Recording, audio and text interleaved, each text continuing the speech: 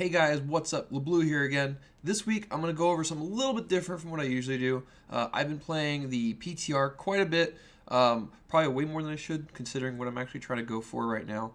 But this has been for a reason. I've actually been trying to farm up some legendaries, kind of see what I can get, and then kind of look at them compared to what we have nowadays, where at level 60, your max gear is basically a dead man's legacy. Like, that's it. You get a dead man's legacy for your quiver. There are no other sorts of choices going on, regardless of what kind of build you're doing. So I went out and farmed some, and I've actually come up with some pretty interesting results. Now, not all of the gear I got had special affixes. In fact, this entire stash tab that you see here, none of these have special affixes. These are all legendaries. In the case of these two, actually legendary plans that I found. But the rest of the stuff was found, has no special affix, it just has slightly higher stats. In fact, this bow here was one of the first I found, and then now I'm actually using this one-handed crossbow.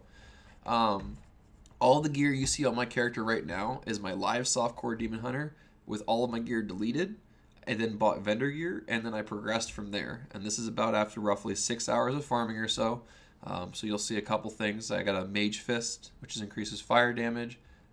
Ouroboros here, which is just another stat stick basically with some crit on it. Pretty nice actually. But the real meat and potatoes here are definitely our affix changing legendaries.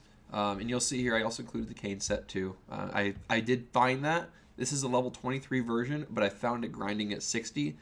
So in effect, this means low level plans can be gotten at max level play. You don't need to somehow stick yourself at a difficulty, which works because the difficulty of monsters scales as you go. So I had a top 3, well, top 4, I guess, if you want to count with it. So the first one I went over was this guy's right here, the Bombardier's Rucksack. As you can see, it allows you to have 2 additional sentries. And I'm going to demonstrate it here as I continue to blab. With this, as well as the passive, where is it? Custom Engineering, you can have up to 5 sentries at a time with this wonderful quiver here. So if you like to have a more tanky build or you're trying to kind of set up defenses, I see this being a lot more useful in boss battles, but it's actually really kind of interesting to come up with something like this, especially with custom engineering, because you can lay down so many of these. I also mentioned leapfrogging with these, so that if you're kind of being really cautious with them, you can actually keep on throwing them down and leapfrog with them. Really interesting, really cool, and I'm certainly sure it has some viability in a build somewhere. The number 2, or I'm sorry, that was, yeah, the number 2 that I had was the, is this guy right here? Haunt of Vaxo. The Haunt of Vaxo, as I said in my article, actually comes up, is a stun. You stun something, and then you get a shadow clone out of it. Really cool little effect. I'll actually demonstrate it, even though it's not optimal, whatever. I'll still put it on, and I will go out and demonstrate it with it here in a second, along with my next one. And basically, it's on a 30-second cooldown. Every time you stun a mob with the cooldowns up, it creates a shadow clone of you that helps you fight. It's a nice little DPS increase. It's kind of cool to see, and it kind of makes you want to favor something that has a stun of some sort. Now, my number 1 pick, and I actually have 2 of them here. I've been lucky enough to find them, and if you see, one of them has sentry damage, which is silly, while the other has Rain of Vengeance. This is M&A's Duffel. It so far is my favorite legendary that I have actually personally found, and it's been absolutely wonderful. Makes your bullets explode on contact.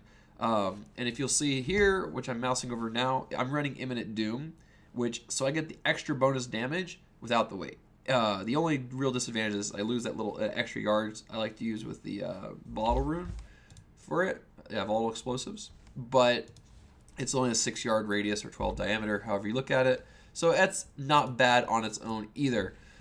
Very solid. I hope I get this when it goes live, because I really, really, really want this. I've really been enjoying it. I'm going to go over, and then I'll really quickly go over some of the other legendaries I found. Like I said, I found a Mage Fist, which is 15% more fire skill damage. Oh, hi there, Bola, you're fire. You can have rapid fire as fire, but I have as poison right now because of the items I've been finding. Homing pad, basically a bubble hearth, allows you to use town portal. Getting hit by monsters will not interrupt your cast, and you take 55% reduced damage. This could be used to get out of a potentially really bad situation that's spiraling out of control, but don't count on it, because if you're getting hit by a lot of things, you'll still probably die. I could see this being used like if you get caught in a really bad Waller pack and you have a couple seconds. Next one here, Deathseer's Cowl. 15% chance for an undead enemy to charm you if it hits you. Really small chance. This is definitely the more melee item. As a demon hunter, I'm not going to look at it too hard because if I'm getting hit by things, I'm probably doing something wrong because I try to play very evasive. Warzian's Arm Guards. I butchered that name and I'm okay with it. Every time you wreck an object, you get a small boost of speed. I was playing with this on my Barbarian and I was zipping all over the place. It was wonderful. I didn't even have a whirlwind build. It was that cool. Iron Toe Mud Sputters. This is, I can see, being a potentially interesting item in a hardcore because every time when you lose life, you gain up to 29% increased movement speed, and since it's up to 29% and the cap is 25, I'm assuming it stacks on with what you have already, so you can pretty safely assume it goes above the cap, and you can actually get a pretty significant movement speed increase with this, so that when things get really bad, you get really going. And hopefully, with how the Reaper Soul's damage model goes, the spikiness kind of makes this actually somewhat of a useful and interesting item. Poxfolds, some of you might know this is usually a lowbie item, very low level legendary legs. Well, that whole stinky debuff that you get with them now actually has a useful effect.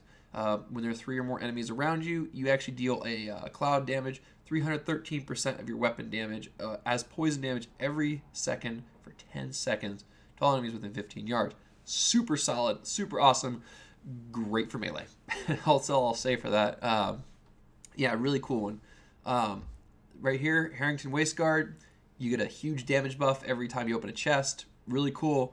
I mean, situationally useful. Unless you feel like grabbing an elite pack or two and running around until you find a chest to kill them. I mean, but it's kind of a cool thing. Just have probably a really solid leveling one. And then Stone of Jordan, which is just a huge buff to your elite damage. I mean, not really super cool or anything, but elite damage. I'll take it. And then this last one that I found here is the Magistrate, the Legendary Wizard hat. It's a Legendary Wizard hat, but if you see, Frost Hydra now periodically casts Frost Nova because your Frost Hydra need more CC while it's CCing, so you can CC, if you get what I'm saying. Really cool. At least I think so. Sadly, I main a freaking Demon Hunter, so it's probably something I can toy with later on. My Wizard on PTR is like 56, but on live it's 43, and it's soft core to boot, so it doesn't matter. But yeah, so a lot of cool, interesting legendaries. If you remember in my article, I mentioned the Inquisitor Cloak. I accidentally wiped my character like a week or two before I did this little experiment of mine where I vendored all of my gear, grabbed vendor gear, and then progressed from there. So I kind of lost that, but it was really cool. Spawns 2 extra wolves when you have the Wolf Rune Companion. And the wolf on its own is actually pretty solid now that they buffed him. So he does a lot more damage. And then he's actually got a cooldown that you can use, which makes him even more awesome sauce. But so I'm going to actually go out. I'm going to take my number 1, my number 3, or I'm sorry, my honorable mention, and my number 2 here. I'm going to go take them out for a spin. So I'm going to change my bola to Thunderball because I want to stun something, just so that I can actually get use out of it, which is pretty good.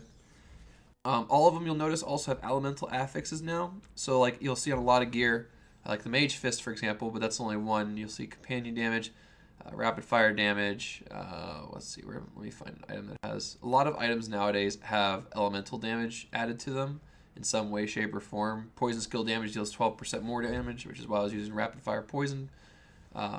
So yeah, so now I'm actually out in the field. I don't know why I went there, but that's where I went, darn it.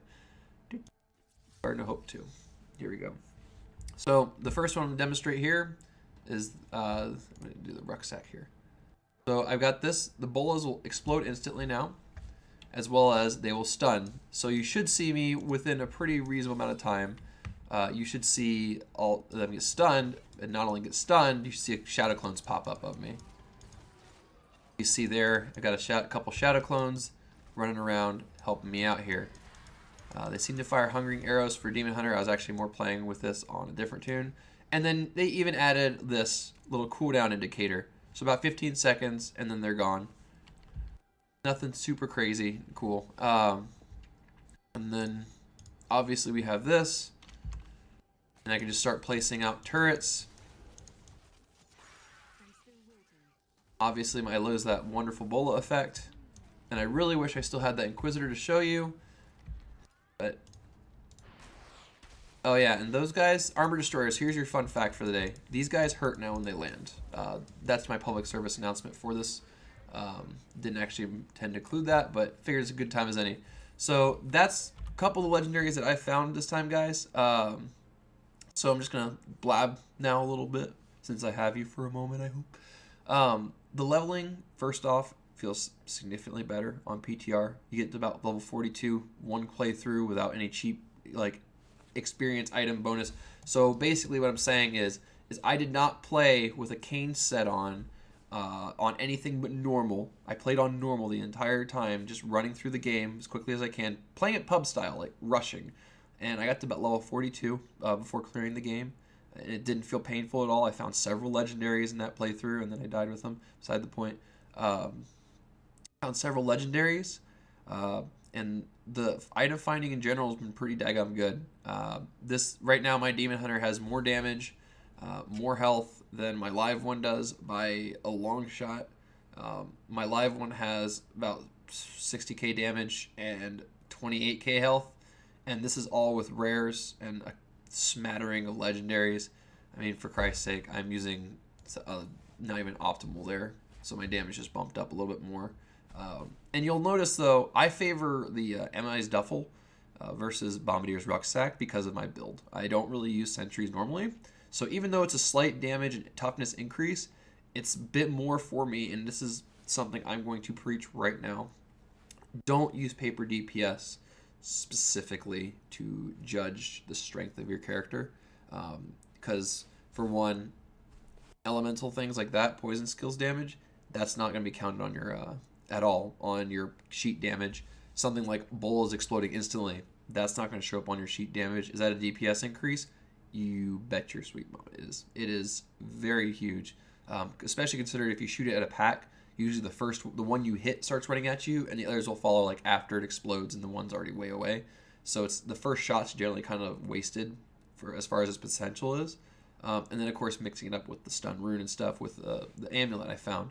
And there's a lot of other really cool legendaries. The one I'm actually looking forward to is the Donetta set, because right now in Reaper of Souls, the Donetta set changes Vault from an 8 discipline cost to an 8 hatred cost, and that's huge in my mind. But I've rambled on enough. Thanks again, guys, for showing up. If you like it, follow, like, all that jazz. I will be streaming this Tuesday and Wednesday night, as I usually do. I also stream a lot of random hours as well at twitch.tv/DragonUser55. Feel free to stop on by, say hello. I'm working on my Demon Hunter on live right now. I'm still not dead. I made it to Act 3, and I'm pushing on. Have a wonderful day, guys. Happy hunting.